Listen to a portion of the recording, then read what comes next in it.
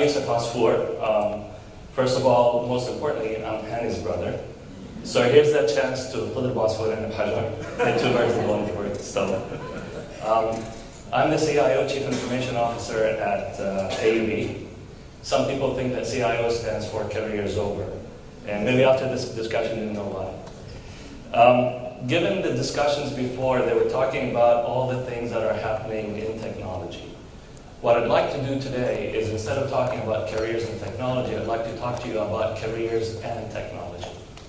And that's important because technology has become very critical in everything we do. And in fact, if you start thinking about all the successes in the world currently, a lot of them have to do with technology. For example, probably everybody knows Bill Gates. He's the founder of Microsoft, and he's somebody who used technology to change the way we use computers. We also have Steve Jobs, who actually changed the idea of computers. We used to think of computers as things you put on your desk or in a data center. Now, actually, we wear computers. There's also Julian Assange, who basically changed the world of how we share information. Some people might agree with what he does, but he did make certain changes. And then we have Elon Musk. I don't know if you know, but Elon Musk actually invented PayPal, and he changed the way we do business. He changed the way we pay and the way we pay. And because of that, he started changing other things like Tesla and SpaceX. But there's also Jeff Bezos, who changed the way we do shopping. And then we have Mark Zuckerberg, who changed the way we socialize. And then, of course, we have Travis Kalanick, who changed the way we do businesses. He was probably one of many first who started a company without any assets, a taxi company without taxis, just like Airbnb is, a hotel company without rooms. And then we have Satoshi Nakamoto. Anybody know who that is? Actually, nobody knows who he is, but he's the one who invented Bitcoin, and which is now based on blockchain, which is changing the meaning of money and changing the meaning of what contracts are. So then the big question is, what do all these people have in common? Anyone? They're creative, imaginary, they're not imaginary, they're real. Visionary. I think a key fundamental thing among all of them is that they use technology to solve real problems in really innovative and creative ways. That's the fundamental thing. Technology is something that we use to solve real problems.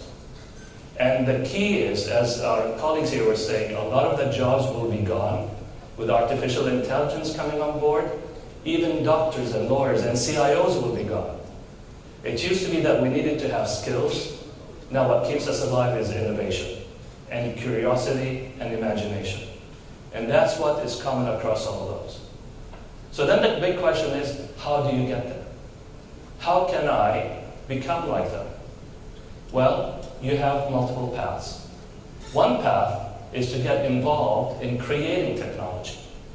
And for those paths, you can work as an engineer, you can study computer science, you can do robotics, machine learning, data analytics, and all the things that our colleagues talked about here. But that's not the only path that you can get there. You can also get there by applying those technologies. You can become a businessman, or a health scientist, or a social scientist, or a communication major, even a political scientist or an arts major. All of those things are about applying technology in different and innovative ways to make you get there. Here are some examples. I don't know if everybody knows Hind Hubaya. She's a Lebanese. She invented Instabeat goggles. These are the goggles that you wear and when you're swimming to basically measure your heart rate. She's won so many major awards, and she's a mechanical engineer. Here's Fuad Maqsood, also Lebanese, also young. He basically created a nano-shielding technology where you can put textiles in this machine and you throw it at nanotechnology stuff. So you can throw it at medicines, you can throw it at electronics, so you can start measuring things and even healing people. He's a chemical engineer. He also won lots of awards. Here's another one, Lulul Khazenbaz. Guess what? She's a hotel management major. And she's created Nabish.com, I don't know if you've heard of Nabish.com, but it's basically the monster of the Arab world. If you want a job, go look there. She's won a lot of entrepreneurial awards, and she's doing great with technology. And here's Rudaina Abdo, who's an architect and an urban planner. Her passion is about helping people. So she started an NGO called Daki.org that actually collects computers and works with teachers to put online education technology so that she can help the underprivileged and the refugees. So you can start with any major. That's the point. You can start with engineering, you can start with STEM, you can start with maths, you pick it. And you can take any path. You can start off as a design engineer, like I did. I started designing hardware, then software, and then career's over. But you can also start as a hotel manager, and then decide that you find something that you like, and start using technology to solve problems, real problems, using technology in innovative ways. As long as you develop certain skills, you will succeed. And those skills on the way, I think, are, first of all, you have to have some technical skills. And you can pick them up in school, or you can pick them up on the job. I picked mine at school. The communication skills, I picked up from my wife. But you can pick them up from anywhere else as well. Financial skills, I'm still struggling with, but these are things that you have to pick up as well. Problem solving is key. So is leadership skills, and that's where emotional intelligence comes in. Leadership is key in the sense that you don't have to be the chief to be a leader. A leader is about ownership, it's about accountability, it's about drive, it's about wanting to make things happen.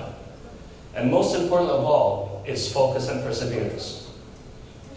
Like our colleagues mentioned, failure will happen, and blocks will come in the way. It's okay to fail. It's not okay not to try. So, and most of those people that we talked about failed many, many, many times, but what made them succeed is that they never gave up. So keep in mind that as you're looking for a career, pick something that you're passionate about, because the major doesn't matter. What matters is that you care, and you care deeply about something, that you're going to focus on it and persevere. Stay focused on the long term, because things will come in the way and they'll move you away from it. Pick up all the different skills on the way. Stay curious, because things are changing. As I was talking to Don, we live in an era of hyper change. There used to be a saying that the only constant is change. Well, it's even gotten worse now. Those changes are changing even faster. What used to take 6 years to change now are changing in weeks. So stay curious. Innovate and take risks.